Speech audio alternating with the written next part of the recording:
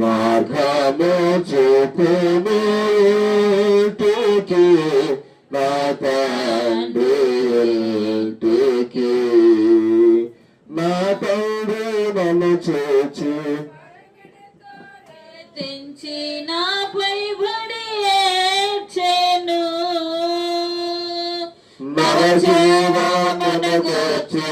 ఇంటికి తోడుకుని వెళ్ళి నన్ను నా జీవిత కథ ఎంత యేసు ప్రేమకు ధరలో సాక్ష్యమయ్యుండును నా జీవిత కథ ఎంత యేసు ప్రేమకు ధరలో సాక్ష్యమయ్యుండును మార్గము చూపుము ఇంటికి నా తండ్రి ఇంటికి మాధుర్య ప్రేమ ప్రపంచము చూపించు కంటికి తండ్రి యొక్కయు కుమారుని యొక్కయు పరిశుద్ధాత్మ యొక్కయు నామమున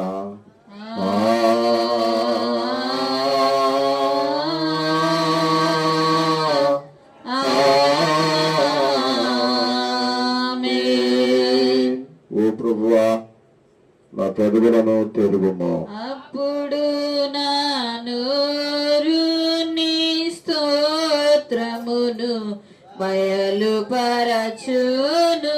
ఓ దేవా నన్ను విడిపించుటకు త్వరగా రమ్ము. ఓ ప్రభువా నా సహాయమునకు త్వరగా రమ్ము. తండ్రికిని కుమారునికిని పరిశుద్ధాత్మకును ఆది అందు ఇప్పుడెల్లప్పుడు యుగ యుగములందుండునట్లు కలుగుగాక. ఆమేన్ ఆమేన్. హల్లెలూయా. మీ దగ్గరున్న పరిశుద్ధ బైబిల్ గ్రంథం తెరచి 109వ సంకీర్తన page number 511 number page 109 number కీర్తన. అయితే దీంట్లో 31 వచనాలు ఉన్నాయి కనుక ఈరోజు మనం 10 వచనాలు చదువుకుందాం. మొదటి వచనం ప్రారంభం. నా స్తుతికి కారణాధారభూతుడవు వగు దేవా మౌనముగా నుండకుము. నన్ను చెరపవలననే భక్తిహీనులు తమ నోరు కపటమ్మ గల తమ నోరు తెరిచి ఉన్నారు. వారు నా మీద అబద్ధములు చెప్పుకొనుచున్నారు.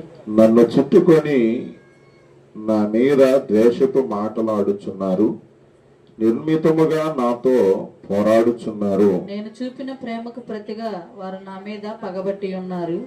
అయితే నేను మానక ప్రార్థన చేయుచు ఉన్నాను. నేను చేసిన మేలునకు ప్రతిగా కీడు చేయుచున్నారు. నేను చూపిన ప్రేమకు ప్రతిగా నా మీద ద్వేషము ఉంచుచున్నారు.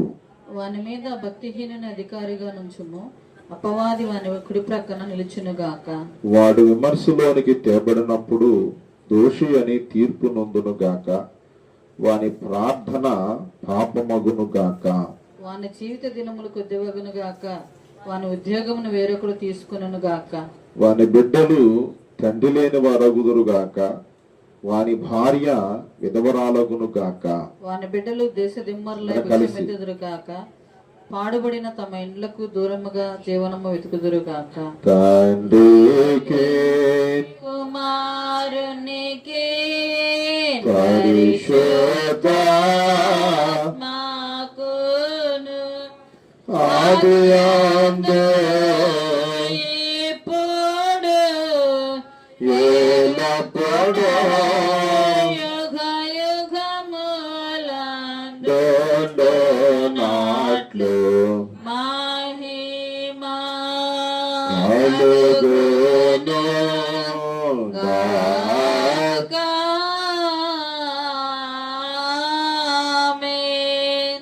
లేఖనం చదువుకున్నాం. లూకా శుభవార్త 15వ అధ్యాయము 19వ వచనాన్ని ఈరోజు దైవ లేఖనంగా మనం చదువుకుందాం.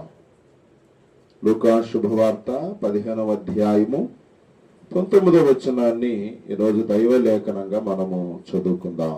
ఇక మీదట నీ కుమారుడని అనిపించుకొనుటకు యోగ్యుడను కాను, నన్ను నీ కూలివానిలో ఒకనిగా పెట్టుకోమని అతనితో చెప్పుదననుకొని లేచి తండ్రి వద్దకు వచ్చెను.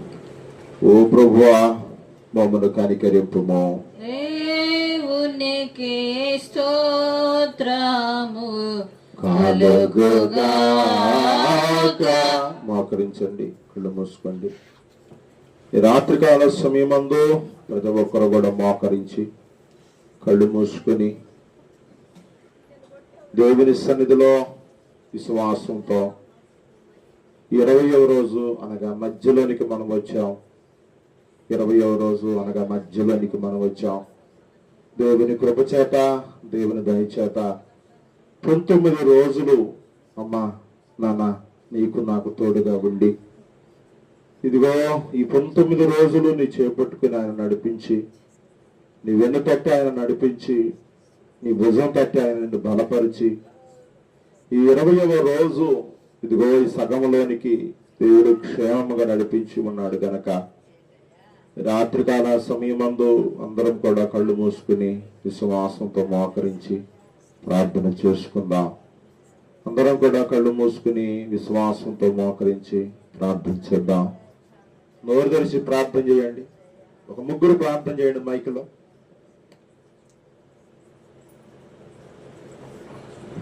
కృపా కనికరము గల గొప్ప తండ్రి, నీ బంగారు పాదములకు వందనాలు సూస్త్రాలు ప్రభా. ఈ సన్నిధి నీది, స్థలము నీది ప్రభా.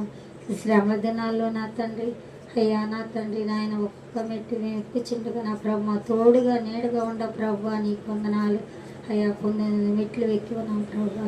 అయ్యా 20వ మెట్లోకి మేము ఉండగా నా ప్రభా అయ్యా మాకు ఆయుష్కాలం పొడిగిస్తున్న గొప్ప తండ్రి నీకు వందనాలు.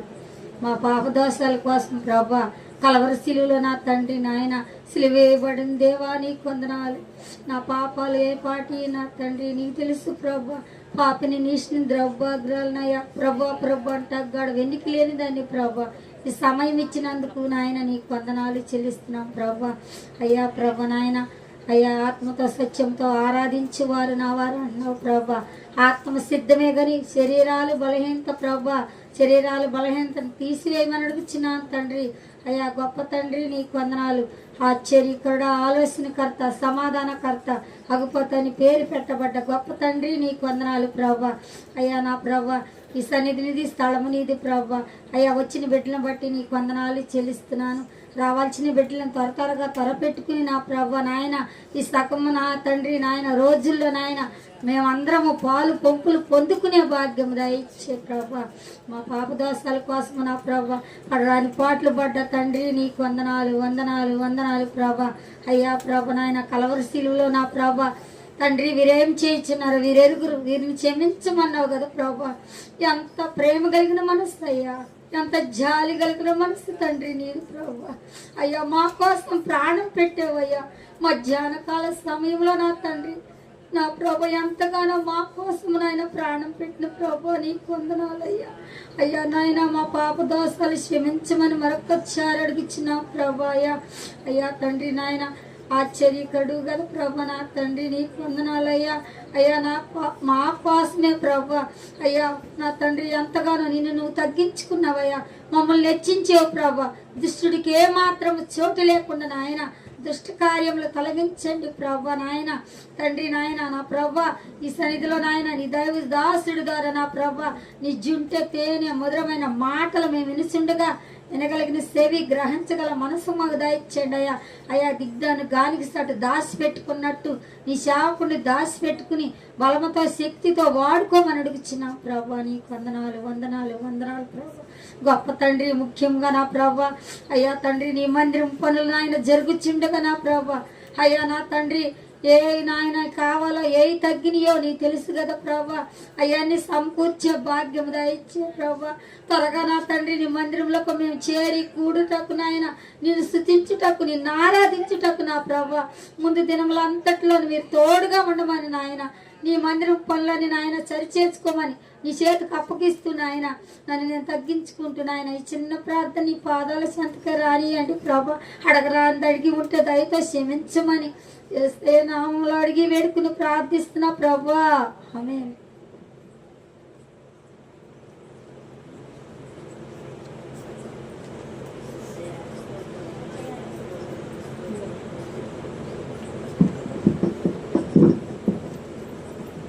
స్తోత్రములు నాయన. పరిశుద్ధుడా, ప్రేమ గల తండ్రి, దయగలిగిన ఆయన, మీ ఘనమైన అతి శ్రేష్టమైన నామమును బట్టి మీ పరిశుద్ధ పాదముల దగ్గరికి వచ్చి ఉన్నాం తండ్రి. పరిశుద్ధుడా, నీకు స్తుతులు స్తోత్రాలు నాయన. ఆశ్చర్యకరుడు, ఆలోచన కర్తవు నాయన, బలమైన దేవుడు నాయన, శక్తిమంతుడు నా తండ్రి, మీకు స్తుతులు స్తోత్రాలు నాయన. శక్తి ప్రభావములు కలిగిన దేవానికి వందనాలు. ఏమిచ్చి నీ రుణము మేము తీర్చగలము నాయన, ఏమిచ్చినా నీ రుణం మేము తీర్చలేము తండ్రి. స్తుతులు వందనాలు స్తోత్రాలు తండ్రి. జీవము గల దేవా, జాలి గల తండ్రి, బంగారు పాదాల దగ్గరికి వచ్చి ఉన్నాము నాయన. ఎప్పుడో ఎక్కడో నశించిపోవలసిన మమ్మల్ని ప్రభు అయ్యా మీరు నా తండ్రి మీ స్వరక్తం ఇచ్చి అయ్యా తండ్రి పరిశుద్ధుడా, అయ్యా నువ్వు ప్రాణాన్ని పెట్టి నీ రక్తాన్ని కార్చిన ఆయన అయ్యా పాపులమైన మమ్మల్ని రక్షించావు నాయన. స్తుతులు స్తోత్రాలు. నీ రక్తము ద్వారా ప్రభు అయ్యా నా తండ్రి అయ్యా సజీవుల సంఖ్యలో ఉంచావు నాయన. నీ రక్తము ద్వారా ప్రభు మా పాప శాపాలు కడిగిన దేవా నీకు స్తోత్రాలు వందనాలు. పరిశుద్ధుడా నీకు వందనాలు. జీవమ్మ కలిగిన దేవా నీకు వందనాలు. సర్వోన్నతుడా నీకు వందనాలు చెల్లిస్తున్నాను నా తండ్రి. నశించిన దానిని వెదకి రక్షించటానికి ఈ లోకానికి వచ్చావు నాయన. స్తోత్రములు స్తోత్రములు తండ్రి. ఇంక ఎంతమంది ప్రభు ఈ లోకంలో నశించిపోతున్నారో తండ్రి, అయ్యా నీకు వ్యతిరేకముగా ఉన్నారో తండ్రి. పరిశుద్ధుడా, అయ్యా నువ్వు కార్చిన రక్తము చేత వాళ్ళని ఆకర్షించండి నాయన. నీ సిలువ రక్తం వాళ్ళ మీద ప్రోక్షించండి తండ్రి. మీకు స్తుతులు వందనాలు. ఎంతమంది బిడ్డలు ప్రభు ఇంక నీకు నా తండ్రి దుఃఖకరముగా ఆయాసకరముగా ఉన్నారో తండ్రి, అట్టి బిడ్డలు మీరు బలపరచమని ప్రార్థన చేయుచున్నాను నాయన. వందనాలు స్తుతులు స్తోత్రములు నాయన. అయ్యా ఒంటరైన గొర్రెని ఎతికేవు తండ్రి నీకు స్తోత్రాలు. 99 నీతిమంతుల కంటే ఒక పాపి విషయం నాకు ముఖ్యమన్నావు ప్రభా. పరిశుద్ధుడానికి వందనాలు. అయ్యా పాపులు వెతికి రక్షించటానికి వచ్చానన్నావు తండ్రి. నీ పరిశుద్ధ రక్తాన్ని కార్చావు కదా ప్రభా. పాపి కొరకు నేను వచ్చానన్నావు ప్రభా. పాపులు రక్షించే దేవానికి స్తోత్రాలు. పాపుల కొరకు ప్రాణం పెట్టిన తండ్రి నీకు స్తోత్రాలు. అయ్యా నీలా ప్రాణం పెట్టేవారి లోకం ఎవరు లేరు ప్రభా. నీలా జాలి గల తండ్రి ఎవరు లేరు ప్రభా. అయ్యా జాలి కరుణ దయగలిగిన తండ్రి నీకు వందనాలు వందనాలు. అయ్యా నీ సిలువ సాటును ప్రభా అయ్యా ప్రతి పాపిని మరుగుపరచని నాయన. ప్రతి బిడ్డను ప్రభా రక్షించమని అడుగుచున్నాను దేవా. నీకు స్తుతులు వందనాలు స్తోత్రములు తండ్రి. అయ్యా రక్తాన్ని కార్చావు, ప్రాణాన్ని పెట్టావు నాయన.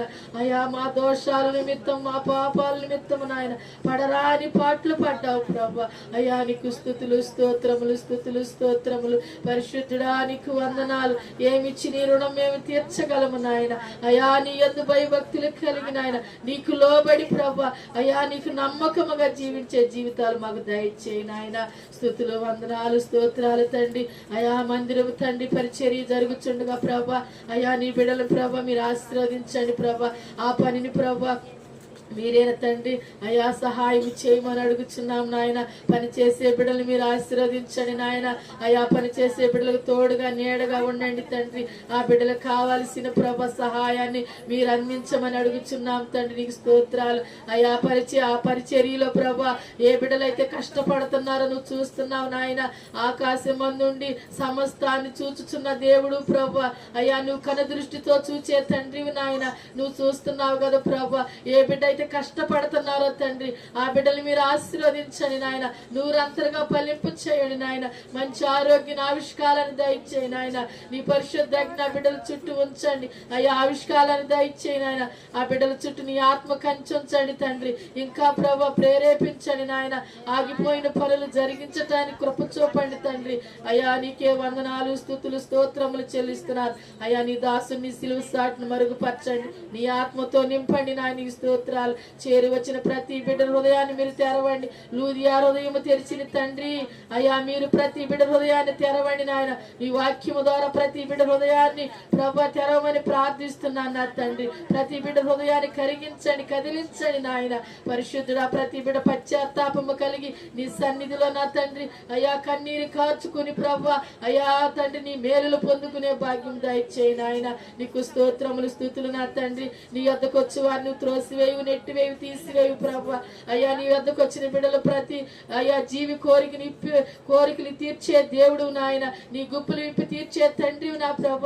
ఏ బిడ్డ ఏ ఆశతో వచ్చారో ప్రభ, ఏ బిడ్డ ఏ కోరికలతో వచ్చారో ప్రభ, ఏ బిడ్డకి ఏది అవసరమై ఉన్నదో ప్రభ, ఏ తీర్మానము కలిగి ఉన్నారో తండ్రి. సమస్తాన్ని నువ్వు ఎరిగిన దేవుడు, సమస్తాన్ని నువ్వు చూచుచున్న తండ్రివి నాయన. పరిశుద్ధుడా, పునరుద్ధానుడా, జయశీనుడా, జయమిచ్చువాడా, ప్రతి బిడ్డకి జయాన్ని దయచేయండి, విజయాలు దయచేయండి నాయన. ఈ 40 దినములు ప్రభా నీ నామాన్ని మహింపరిచి గణపరిచి నీ మేలులు పొందుకుని అయ్యా నీకు సాక్షులుగా నీ కృతజ్ఞతలు చెల్లించే బిడ్డలుగా ప్రభా ప్రతి బిడ్డను మీరు ఆశీర్వదించమని, దీవించమని, మహిమాఘనత ప్రభావాలు మీరు పొందుకోమని, ఈ స్థలములో మీరుండి ప్రభా నీకు మాత్రమే మహిమ తెచ్చుకోమని నజరేయుడైన యేసయ్య అతి శ్రేష్టమైన శక్తి కలిగిన నామములు కొద్ది మనములు అడిగి వేడుకుని ప్రార్థన చేయుచున్నాను పరమ తండ్రి. పిల్లరా, ఒక 15 నిమిషాలు దేవుని మాటలు విందాం. ఈరోజు మన అంశం చెబుతారా? యోగ్యుడను కాను. 19వ వచనంలో ఆ మాట ఉంది చూడండి. లూకా శుభవార్త 15వ అధ్యాయము 19వ వచనములో. నిన్నటి పాఠం మీకు గుర్తుంది కదా? ఇదే లూకా శుభవార్త 15వ అధ్యాయము 4వ వచనం, తప్పిపోయినటువంటి గొర్రె. ఈరోజు తప్పిపోయినటువంటి కుమారుడు గురించి మనం ధ్యానం చేస్తూ ఉన్నాం. ఆ కుమారుడికి బుద్ధి వచ్చినప్పుడు, ఎప్పుడు చెప్పండి? బుద్ధి వచ్చినప్పుడు 17వ వచనంలో ఆ మాట ఉంటుంది చూడండి. కుమారుడికి ఏమొచ్చింది? బుద్ధి. బుద్ధి లేనప్పుడు ఏం చేశాడు? బుద్ధి లేనప్పుడు ఏం చేశాడు?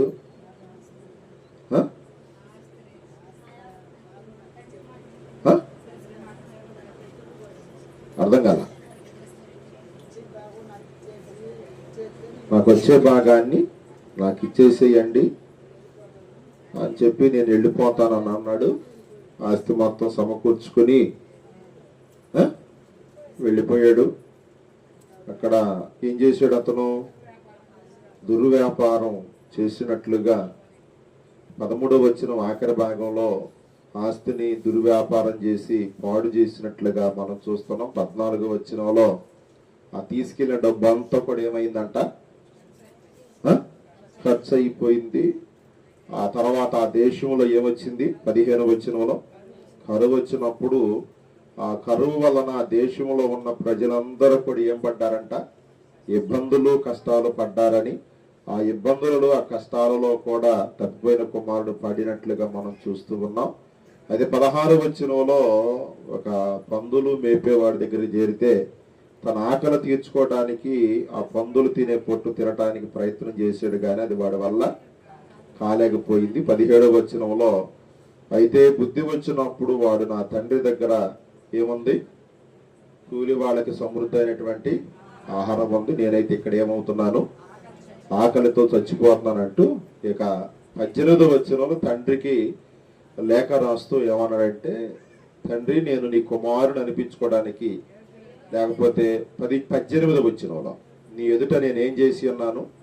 విరోధంగా పాపం చేసి ఉన్నాను. ఇక నీ ఎదుట నేను తప్పు చేశాను, నీకు విరోధంగా నేను పొరపాటు చేశాను అని అన్నాడు.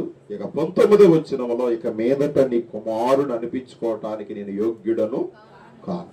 యోగ్యుడను కాను అనే అంశము ఈ రాత్రి మనం ధ్యానం చేస్తున్నాం. యోగ్యుడును కాను అనే పదానికి అర్థం ఏంటో తెలుసు ఎవరికైనా? యోగ్యుడను కాను అనే మాటకి అర్థం అర్హత లేనివాడు, ఇంకా అన్ఫిట్ అంటారు. తెలుసమ్మా మీకు? అన్ఫిట్ అంటే ఆ పనికి, ఆ ఉద్యోగానికి, ఆ బిజినెస్కి, ఆ కార్యక్రమానికి అతడు ఏం కాదు, అర్హుడు కాదు. వాడిని ఏమంటారంటే అన్ఫిట్. ఉదాహరణకి ఆర్మీలో జాబ్ చేయాలనంటే ఏమవ్వాలి? అర్హులమై ఉండాలి. దేనికి అర్హులమై ఉండాలంటే ఎత్తు ఉండాలి, ఇంకా బాగా రన్నింగ్ చేయాలి, మంచి మార్కులు ఎగ్జామ్ రాసి ఏం చేయాలి, పాస్ అవ్వాలి. ఇవన్నీ జరిగితేనే మనము ఆర్మీ దానికి ఏమవుతాం, సెలెక్ట్ అవుతాం. ఓసారి దొంగ ఆఫీసర్లు ఉంటారు. వీళ్ళు ఏం చేస్తారంటే మనము అర్హులమైనప్పటికీ, యోగ్యులమైనప్పటికీ కూడా మనలో ఏదో ఒక లోపాన్ని చూపించి డబ్బుల కోసం ఏం చేస్తారు, మనల్ని ఇబ్బంది పెడతారు. కాబట్టి యోగ్యుడను కాను అని ఎవరు చెప్పారు ఈ మాట చెప్పండి? చిన్న కుమారుడు. వాడికి ఒక పేరు కూడా ఉంది, తప్పిపోయిన కుమారుడు. ఎవరికి చెప్పాడు ఈ మాట? చిన్న కుమారుడు, తప్పిపోయిన కుమారుడు, నేను యోగ్యుడను కానని తండ్రి. తండ్రి ఎవరు? తండ్రి ఎవరికి గుర్తుగా ఉన్నాడు ఇక్కడ? యేసయ్యకి గుర్తుగా ఉన్నాడు.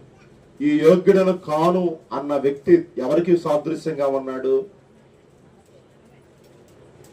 ఇద్దరేనా? ఇద్దరేనా? ఈ తప్పిపోయిన కుమారుడు, యోగ్యుడు కాను అనే మాట అన్న వ్యక్తి ఎవరికి సాదృశ్యంగా ఉన్నాడంటే ఇక్కడ ఉన్న మనందరికీ, ప్రతి ఒక్కరికి ఆయన ఏంది? సాదృశ్యంగా ఉన్నాడు. అంటే ఆ రోజు అతడు నేను నీ కుమారుని అనిపించుకోవడానికి ఏం కాదన్నాడు, యోగ్యుడిని కాదన్నట్లుగానే నిజంగా ఈ రోజు ఇక్కడ కూర్చోవడానికి, ఇక్కడ ప్రార్థన చేయటానికి, దేవుని ఆరాధించడానికి మనము కూడా యోగ్యులము కాము. ఒక మాటలో చెప్పాలంటే మనం కూడా అన్ఫిట్, మనం కూడా అర్హులం కాదు. మరి ఈరోజు ఎందుకు అర్హులం అయ్యామనంటే కేవలం ఈ తండ్రి ఎలాగైతే కుమారుడి మీద ఏం పడ్డాడు, కనికర పడ్డాడో, జాలి పడ్డాడో, దయపడ్డాడో, ఆ యేసయ్య కూడా మన మీద ఏం పడ్డాడు చెప్పండి? జాలి, దయ, కరుణ పడ్డాడు.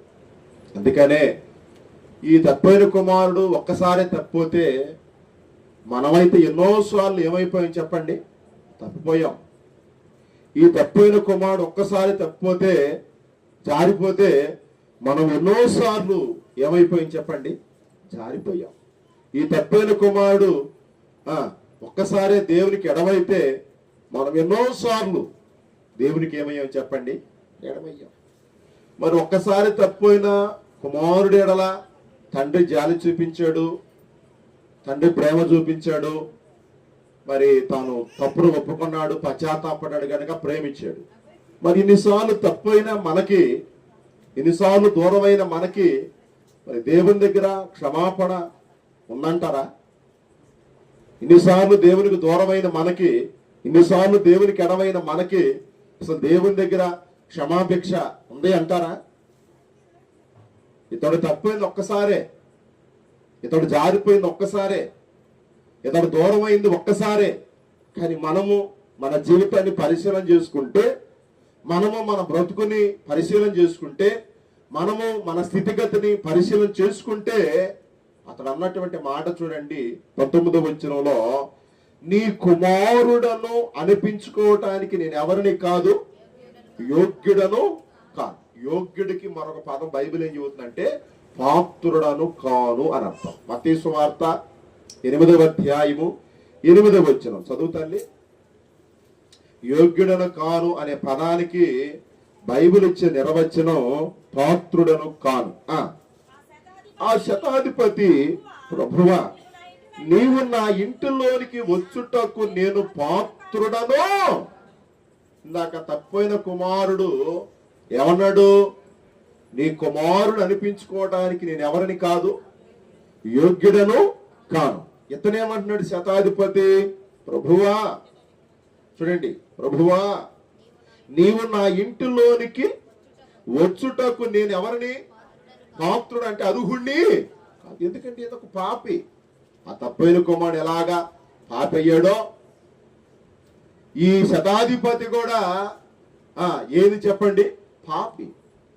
దేవుడెవరు? పరిశుద్ధుడు. దేవుడెవరు? పుణ్యాత్ముడు. దేవుడెవరు? నీతిమంతుడు. అలాంటి పుణ్యాత్ముడు, అలాంటి పరిశుద్ధుడు, అలాంటి పవిత్రుడు నా ఇంటిలోనికి రావటానికి నేను ఎవరిని? పాత్రుడను అంటే అన్ఫిట్. దేవుడు నా ఇంట్లోనికి రావటానికి ఏంది? నేను ఎవరిని? అన్ఫిట్. మీరు లోకాసు వార్త 19వ అధ్యాయం చదివితే చెట్టు మీద ఉన్నటువంటి జక్కీని చెట్టు కింద ఉన్నటువంటి యేసయ్య ఏమన్నాడు? జక్కయ్య, నువ్వు త్వరగా దిగిరా, ఈ రోజు నేను ఎక్కడ ఉండాలి? నీ ఇంటిలో ఉండాలన్నాడు. అంటే జక్కయ్య ఎక్కడేమన్నా ఫిట్ అనుకుంటున్నారా? అతడు కూడా ఎవరు? అన్ఫిట్టే. కానీ దేవుడు జక్కీ మీద ఏం చూపించాడు? ప్రేమ, జాలి, దయ, కరుణ. ఈ శిలువ ధ్యానాలు ఎందుకో తెలుసా?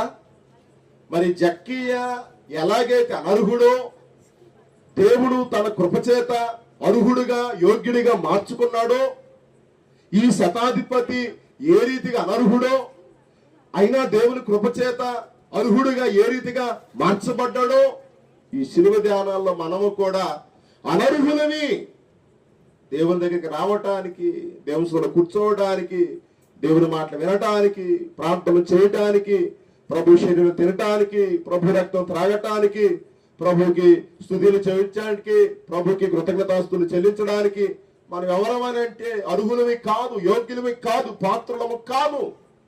అయినను జక్కీని కరుణించినట్లుగా దేవాతి దేవుడు మనల్ని కూడా ఏం చేశాడు చెప్పండి?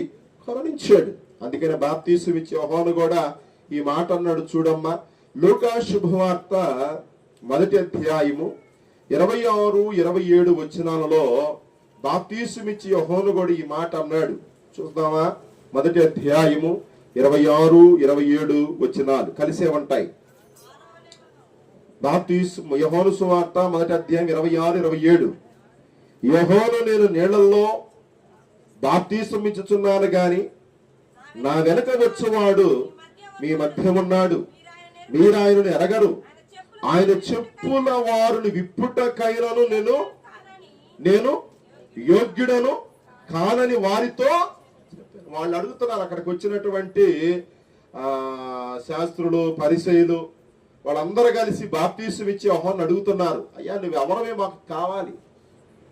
ఈ అధికారం వల్ల బాప్తీసాలు ఇస్తున్నావు, ఏ ఆలోచనలతో నువ్వు బాప్తీసాలు ఇస్తున్నావు? అసలు నువ్వెవరివి? నువ్వేనా రాబోతున్న మెస్సీవి? మేము ఎదురు చూస్తుంది నీకోసమేనా, లేకపోతే ఇంకెవరన్నా ఉన్నారా? మాకు తెలియాల్సినటువంటి అవసరం ఉంది, మాకు తెలియపరచని చెప్పి వీళ్ళందరూ అడుగుతూ ఉంటే అప్పుడు యోహాను గారు చెబుతున్న మాట చూడండి. యోహాను, నేను నీళ్లలో మీకు బాప్తీసం ఇచ్చుచున్నాను గాని నా వెనక వచ్చేవాడు మీ మధ్య ఉన్నాడు, కానీ మీరు ఆయనను. మన మధ్యలో దేవుడు ఉన్నాడు, మన మధ్యలో దేవుడు ఉన్నాడు. ఇంకా మీరు ఆయన్ని ఏం చేయలేకపోతున్నారు? ఎరగలేక. ఈ శిలువ ధ్యానాలకు వస్తున్నప్పుడు దేవుడు ఇక్కడ ఉన్నాడు అనే విషయం మీరు ఎరగట్లా. రెండు, మనము మన మధ్యలో ఉన్నాడని మనము ఎరగలేకపోతున్నాం. తర్వాత చూడండి, ఆయన చెప్పుల వారిని విప్పుటానికైనా నేను ఎవరని కాదు. ఆ రోజు లూకాసు వార్త 15వ అధ్యాయము 19వ వచనంలో తప్పిపోయిన కుమారుడిగా ఏ రీతిగా నేనేమి కాదు, నీ కుమారుడు అనిపించుకోవడానికి యోగ్యుని కాదు అని అన్నాడో, బాప్తీసం ఇచ్చి యోహాను కూడా ఏమంటున్నాడు చెప్పండి? ఆయన చెప్పుల వారును వెప్పుటకు నేను ఏమి కాదన్నాడు, యోగ్యుడను. మూడవది మనం చూస్తే ఫిలిప్పీయులకు రాసిన పత్రిక 2వ అధ్యాయము 3వ వాక్యాన్ని చదువుదాం. ఫిలిప్పీయులకు రాసిన పత్రిక 2వ అధ్యాయము 3వ వాక్య భాగాన్ని చదువుదాం. 2వ అధ్యాయము 3వ వాక్యం. 2వ అధ్యాయము 3. కక్ష చేతనైనను వృధాతిశయము చేతనైనను ఏమీ చెయ్యక వినయమైన మనస్కులు గలవారై ఒకరినొకడు తనకంటే యోగ్యులని. ఈ శిలువ ధ్యానాల్లో అసలు వాళ్ళు ప్రార్థన చేస్తారు, ఎందుకు చేస్తారో తెలియదని మనం కొనుక్కుంటాం. ఒక్కొక్కరు పాడతా ఉంటారు, అసలు వాళ్ళు ఎందుకు పాడుతున్నారో అని వాళ్ళని మనం కొనుక్కుంటాం. ఎందుకంటే వాళ్ళ జీవితం మంచిది కాదని నీకు తెలుసు. అందుకని నువ్వు వాళ్ళని ఏం చేస్తావు? తక్కువగా కొంచెం కించపరిచి మాట్లాడతావంట. కానీ బైబిల్ మనకు అది అవతల్లా ఏమంటుందో చూడండి. కక్ష చేతనైతేనేమి, వృధాతిశయము చేతనైతేనేమి, వినయమైన మనస్సు గలవారై, అంటే ఆరాధనకు వస్తున్నప్పుడు నీలో ఆ కక్ష, నీలో ఆ విభేదాలు ఏమి ఉండకూడదు. మరి ఏముండాలి? వినయమైన మనస్సు గలవారమై ఒకరినొకడు తనకంటే నా పాట సరిగా ఉండదు, కానీ ఆడ పాట బాగుంటుంది అనుకోవాలి. నా ప్రార్థన దేవుడు వినడం, కానీ ఆడ ప్రార్థన దేవుడు వింటాడు. నేను చదివితే, వాక్యం చదివితే ప్రజలకు అర్థం కాదు, కానీ ఇంకొకటి చదివితే వాక్యం అర్థమైంది అని ఒక్కళ్ళ కంటే ఒక్కళ్ళు ఎలాగించుకోవాలి చెప్పండి? యోగ్యులుగా ఎంచుకో. పిల్లరా, ఆ తప్పిపోయిన కుమారుడు ఏ రీతిగా యోగ్యుడు కాదని తండ్రి దగ్గర ఒప్పుకున్నాడో, ఈ బాప్తీసం ఇచ్చి యోహాను ఆయన చెప్పిన వారు నువ్వు ఇప్పటానికి నేను యోగ్యుడిని కాదు అని ఏ రీతిగా ఒప్పుకున్నాడో, ఆ శతాధిపతి యేసయ్య తన ఇంటిలోనికి రావటానికి తాను ఏ రీతిగా పాత్రుడను యోగ్యుడను కాదని ఒప్పుకున్నాడో, ఈ శిలువ ధ్యానాల్లో మనం ఒప్పుకోవాల్సిన అవసరతలే. ఒకళ్ళనొకళ్ళు ఏం చేయాలంట? వినయంతో, ఇంకా వినయం మనసు గలవారమై ఒకరికంటే ఒకడు ఏమని ఒప్పుకోవాలంట? యోగ్యుడు. ఎలా అయ్యే మనం యోగ్యులమి? కేవలం క్రీస్తు రక్తంలో కడగబట్టడం మాత్రాన్ని బట్టే. మన దగ్గర ఏదో ఆస్తులు ఉన్నాయనో, మన దగ్గర అంతస్తులు ఉన్నాయనో మన యోగ్యులం కాలా. లేదా మనం వేసుకునే వస్త్రం ద్వారా, మనం తినే తిండి ద్వారా, మనకున్న అందం ద్వారా మన యోగ్యులం కాలా. కేవలం ఈరోజు యోగ్యులు అయ్యేమనంటే, అర్హులు అయ్యేమనంటే, ఈరోజు 20వ రోజు శిలువ ధ్యానానికి వచ్చి ధైర్యంగా ఇక్కడ మనం కూర్చోగలిగామనంటే కేవలం దేవుడు మనకిచ్చినటువంటి యొక్క ఆధిక్యత అనే విషయాన్ని ఈ రాత్రి మీరు గుర్తించాలి. 4వది మనం చూస్తే 2వ తిమోతికి రాసిన పత్రిక. ఈ మాట కూడా చూద్దాం రండి. 2వ తిమోతికి రాసిన పత్రిక 2వ అధ్యాయము 15వ వచనాన్ని చదువుదాం. 2వ తిమోతికి రాసిన పత్రిక 2వ అధ్యాయము 15వ వచనం. 2:15 దేవుని ఎదుట యోగ్యుని గాను. ఎప్పుడు 2వ రాకడలో మనం ఇలా ఉండాలి. ఎలా ఉండాలి? దేవుని ఎదుట యోగ్యుని గాను. దేవుని ఎదుట మనం సిగ్గుపడే వాళ్ళకు ఉండొద్దు. రేపు చాలా మంది సిగ్గుపడే రోజు ఒకటి ఉంది. మీరు అనుకుంటున్నారు ఇక్కడ ప్రార్థన చేస్తే సిగ్గుపడుతున్నారు, ఇక్కడ వాక్యం చదివితే సిగ్గుపడుతున్నారు, ఇక్కడ దేవుని సన్నిధికి రావటానికి సిగ్గుపడుతున్నారు చాలా మంది నేను గమనిస్తా ఉంటాను. చేసినోళ్ళే ప్రార్థన చేయాల, పాడినోళ్ళే పాట పాడాల, వాక్యం చదివినోళ్ళే వాక్యం. ఇక మిగిలిన ఎంతమంది ఒక 3-4 తీసేస్తే, మినహాయిస్తే మిగిలినటువంటి ఈ జనాలు ఇక్కడ ఉన్నారే వాళ్ళు ఎట్టున్నారో తెలుసా? వాళ్ళు పాడుకుంటున్నారా? పాడుకో. వాళ్ళు చదువుకుంటున్నారా? చదువుకో. ఆఖరికి వెనకమాల కుర్రోళ్ళు ఉన్నారు. చూడండి, 10 మంది ఉన్నారు కుర్రోళ్ళు. యూట్యూబ్ చూడమానండి, వార్తలు చెప్పమానండి, లేదా చీరాల్లో ఏం జరిగిందో చెప్పమానండి, ఎన్నైనా చెబుతారండి. కానీ ఇక్కడికి వచ్చి ఒక వచనం ఏది? ఈరోజు లోకాసు వార్త 15వ అధ్యాయం 19వ వచనమే కదది. ఆ వచనం కూడా చదవటానికి వాళ్ళకి సిగ్గు. పిల్లరా, రేపు 2వ రాకడలో ఎంత భయంకరంగా ఉండబోతుందో మీకు తెలియట్లా. దైవ సేవకుడిగా గుండెలు బాదుకుని చెబుతున్నా. మీరు గతంలో ఈ మాటలు విన్నారో లేదో నాకు తెలియదు. ఒకవేళ వినకపోతే దేవుడు మరొక ఛాన్స్ ని ఎదురుకు తీసుకొస్తున్నాడు, మరొక అవకాశం మీ దగ్గరికి తీసుకొస్తున్నాడు. బైబిల్ చెబుతూ ఉంది యాకోబు పత్రికలో, మీరు నా దగ్గరికి రండి, నేను మీ దగ్గరికి వస్తాను. అంతేనా మాట? అంతేనా ఆయన అంతే? మీరు ఎక్కడికి రండి? దేవుని వద్దకు రండి, అప్పుడు ఆయన మీ. చాలా మంది ఇక్కడ ఉన్న వాళ్ళు మీ మాటలు ఏంటంటే, అసలు దేవుని రామానండి, ఈయన కోసం అంటే ఆయన రావాలంట. ఎవరి కోసం చెప్పాలి? ఎవరి కోసం? పాట పాడినాం కోసం, వాక్యం చదవనాం కోసం, ప్రార్థన చేయనాం కోసం, సరిగ్గా దేవునికి కృతజ్ఞతాస్తుతులు చెల్లించనామ కోసం, సరైనటువంటి విశ్వాసం లేనామ కోసం, సరిగ్గా గుప్పిళ్ళు విప్పనటువంటి ఆమె కోసం, ఆయన కోసం ఎవరు రావాలి? ఎక్కడుంది ఇది?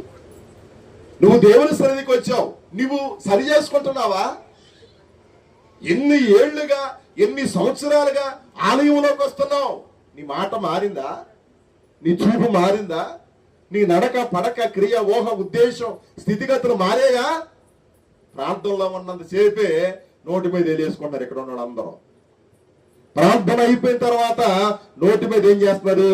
ఏళ్ళు తీసేస్తున్నారు. అంటే ఏదైనా అంటే ప్రార్థనలో ఉన్నప్పుడేమన్నా నోటి మీద వేలేసుకోవాలి, మౌనంగా ఉండాలి. ప్రార్థన అయిపోయిన తర్వాత ఇక నోటి మీద నుండి ఏం తీసేసేయాలి? ఏళ్ళు తీసేసి ఏం మాట్లాడినా చాలు, సరిపోయింది అనుకుంటున్నారు. ఇక్కడ సరిపోయింది. మీరు అన్నట్టు రేపు ఏళ్ళు తీసేస్తే, ఏది నోటి మీద నుంచి ఏళ్ళు తీసేస్తే ఇక్కడ సరిపోయింది. నువ్వు నీ భర్తను తిట్టినా, నువ్వు నీ భార్యను తిట్టినా, నువ్వు నీ పిల్లలు తిట్టినా ఇక్కడ సరిపోయింది. మళ్ళీ చెబుతున్నానమ్మా, ఇక్కడ సరిపోయింది. కాదని నేను అంటలా, ఇక్కడ సరిపోయింది. కానీ రేపు అక్కడ సరిపోదు. మళ్ళీ ఆ మాట చదువునానా? దేవుని ఎదుట యోగ్యుని గాను, సిగ్గుపడనక్కరలేని పనివారి గాను, సత్యవాక్యమును సరిగ్గా ఉపదేశించు వారి గాను, నిన్ను నీవే దేవునికి ఏం చేయాలి? కనబడు, కనబడు, కనబడు. దేవా, నేను ఈ రోజు అధ్యాయం చదివా అని దేవునికి కనబడు నువ్వు. దేవా, నేను ఈ గంట ప్రార్థన చేశా అని దేవునికి కనబడు నువ్వు. ప్రభువా, ఈ రోజు ఒక 2 పాటలు పాడా అని దేవునికి కనబడు. ప్రభువా, ఈ రోజు నేను నీ పని చేశా అని నువ్వు దేవునికి కనబడు. నాకు తెలిసి ఇక్కడ దేవునికి కనపడే వాళ్ళు ఏళ్ల మీద ఏమంటారు? ఎవరు కనపడేవాళ్ళు చెప్పండి? దేవునికి కనపడేవాళ్ళు. మళ్ళీ పైపెచ్చు మిగిలిన వాళ్ళు అనే మాట ఏందో తెలుసా?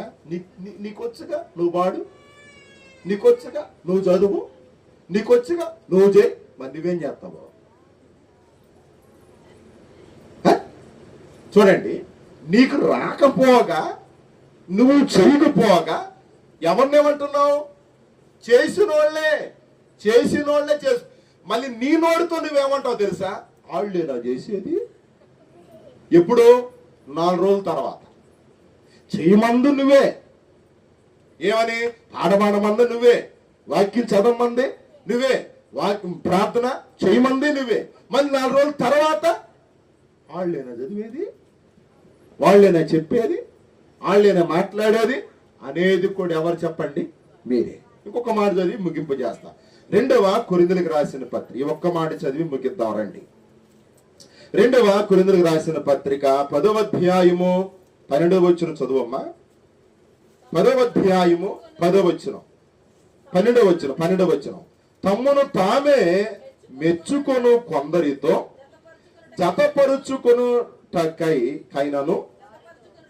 జతపరచుటకైనను వారితో సరిచూచుకునుట అయినను మేము తెగింపజాలము గాని, వారు తమలోని ఒకరిని బట్టి ఒకరు ఎన్నిక చేసుకొని ఒకరినొకరు సరిచూచుకొనుచున్నందున మిగిలినోళ్ళు ఏం చేయలేకపోతున్నారు?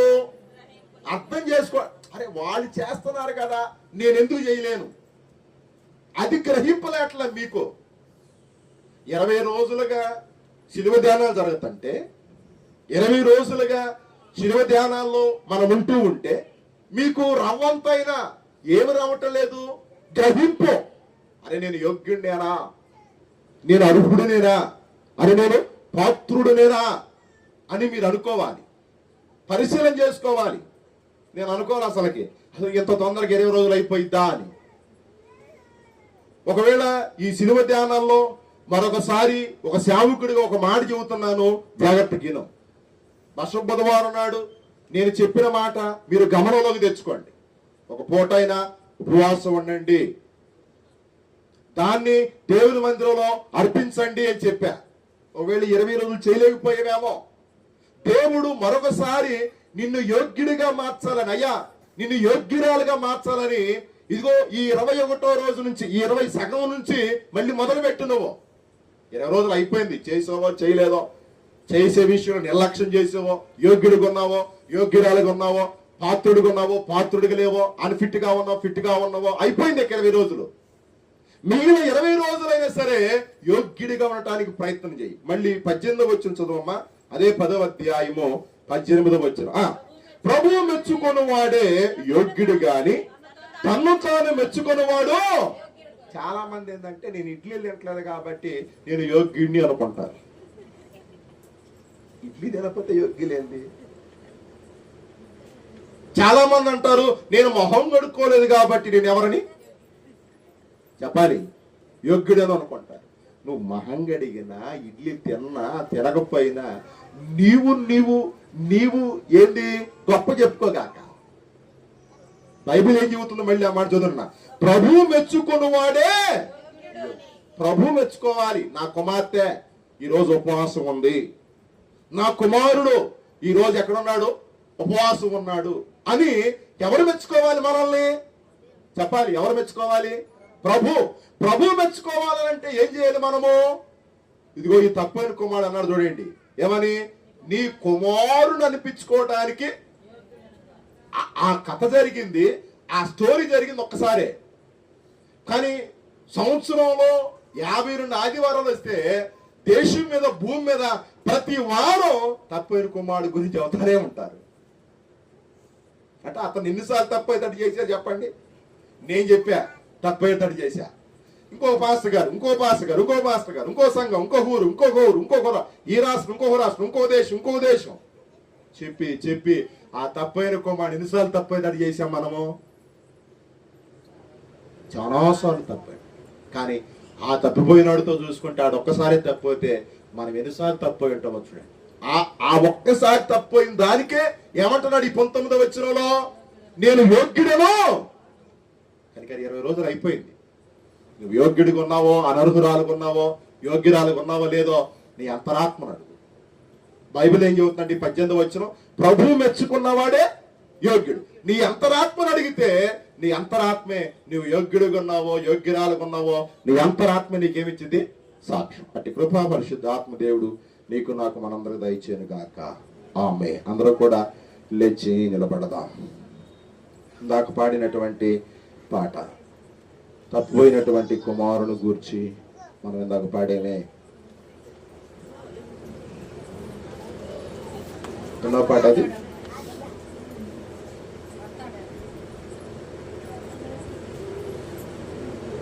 చూసారా?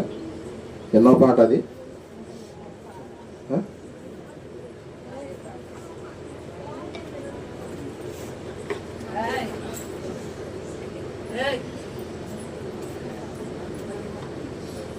ఇందాక మనం తప్పైన కుమారుడు గురించి ఒక పాట పాడాం కదా, 147 అంట. చూడండి 140. రైట్. పాప మమతల చేత మారిపోయిన నాకు ప్రాప్తించే క్షామము, పశ్చాత్తాపమునందు తండ్రి క్షమ కోరుదు పంపు మోక్షేమము. ప్రభునిదు శిలువా ముఖము చెల్లని నాకు పుట్టించే ధైర్యము. అర్హులుగా మార్చాడు. ప్రభునిదు శిలువా ముఖము చెల్లని నాకు పుట్టించే ధైర్యము. మార్గము చూతుమేటికి నా తండ్రి ఇంటికి మాధుర్య ప్రేమ ప్రపంచము చూపించు కంటికి. దూరదేశములోన బాగుండు నన్ను కొలుచు పత్తి మార్గము.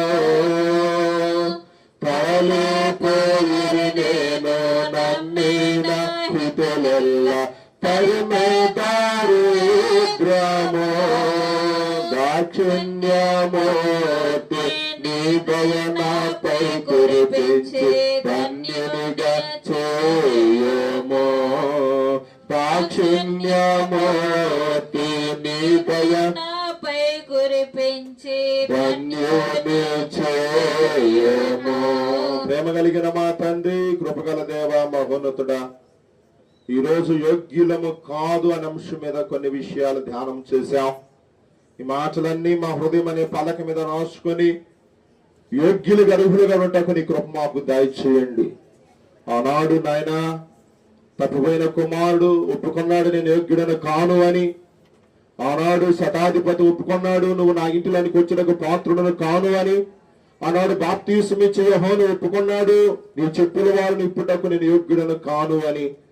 ఆనాడు నాయన ఒకరినొకరు యోగ్యులుగా ఎంచుకోమని మీరు మాట్లాడారు నాయన. మరి దేవునిట యోగ్యులుగా ఉండాలని, ప్రభువు మెచ్చుకున్నవాడే యోగ్యుడని ఈరోజు కొన్ని విషయాలు నేర్చుకున్నాం. ఈ మాటలన్నీ మా హృదయం అనే పలక మీద రాసి మమ్మల్ని దృఢపరచండి. 20 రోజులు తోడుగా ఉన్నందుకు నీ స్తోత్రాలు. రేపు 21వ రోజు కొరకు ప్రార్థన దినము కొరకు మమ్మల్ని సిద్ధపరచమని, పగలంతా పనులు, ప్రయాణాలు, ఉద్యోగ, వ్యాపార, వ్యవసాయాలు తోడుగా ఉంటూ కృతజ్ఞత స్తుతి స్తోత్రాలు చెల్లిస్తాం. యేసు నామములో ప్రార్థించి పంపిస్తున్నాం పరమ తండ్రి. ప్రలోకమందున మా తండ్రి, నీ నామం పరిశుద్ధపరచబడును గాక, నీ రాజ్యం మాకొచ్చును గాక, నీ చిత్తం ప్రలోకమందు నెరవేరినట్టు భూమి యందు నెరవేర్చబడును గాక. మన ఆహారం మాకు దయచేయండి. మన అపరాధములు చేసిన వారిని మేము క్షమించిన ప్రకారం అపరాధాలు క్షమించి, శోధులతో ఆదుషుడు తప్పించి, రాజ్యము, శక్తి, మహిమ నిరంతరం నీవే నావు తండ్రి. ఆమేన్. తండ్రికి సుతునికి పరిశుద్ధాత్మకును కలుగు మహిమ తరగాక యోగ యోగములకును కలుగునా. మీ అందరికి వందనాలు. రేపు కలుసుకుందాం. అంతవరకు దేవుని మహాకృప తోడైంది కాక.